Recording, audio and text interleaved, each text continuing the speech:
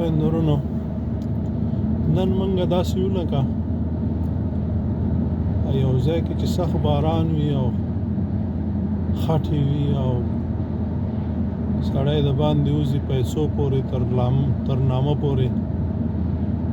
تر پوزو پورې لوند دي هغه نه پوهېږي چې زه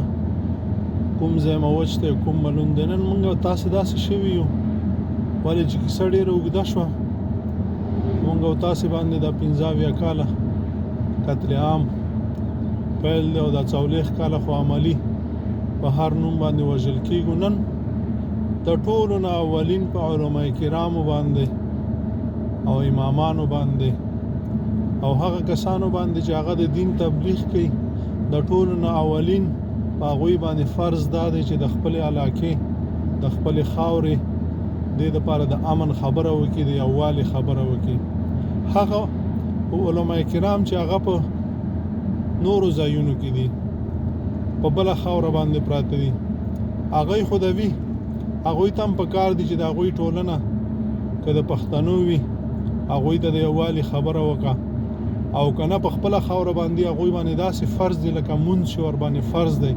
په کوم کور کې چې قتل عام وي بچي وژل کېږي خویندې میندې وژل کېږي سپین ږیري وژل کېږي او دی په نفلونو او په مانځه باندې ولاړ دی آیا د هغه مونځ قبلېږي مسایلو نه خبر یاستئ علماء کرام د پخپله فیصلې وکړي مفتیان د پخپله فیصلې وکړي زمونږ په خاوره قتل عام شروع دی پیل دی او موږ لګیو تبلیغونه کوو او موږ لګیو د ایران او د تهران او د فلسطین او د برما خبرې کوو آیا زمونږ او ستاسې دغه تبلیغونه او دغه تقریرونه قبلېږي اول د خپله کور ډېر مسلمانان وروڼه او ډېر علماء کرام وایي چې ما ته اولین چې دی شرط اسلام دی او د مسلمان دی ستا مور و پلار مسلمانان نه دي ستا کور مسلمان نه دی ستا جومات مسلمان نه دی ستا مدرسه مسلمان نه ده ستا ښوونځی مسلمان نه دی ستا خاوره مسلمان نه ده آیا په تا باندې اولین د خپل مسلمان ورور حق نه دی په تا باندې اول د فلسطین او د برما حق دی که د دې حق دی عزیزانو خپل علما وپېژنئ خپل ملایان وپېژنئ خپل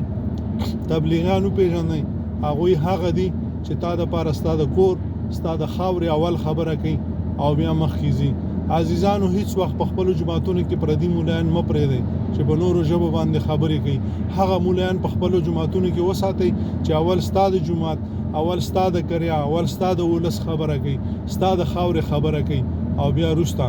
عزیزانو همدغه دی چې موږ خراب یو ملا زما په جومات کې د پنجابي د سندي د بل ځای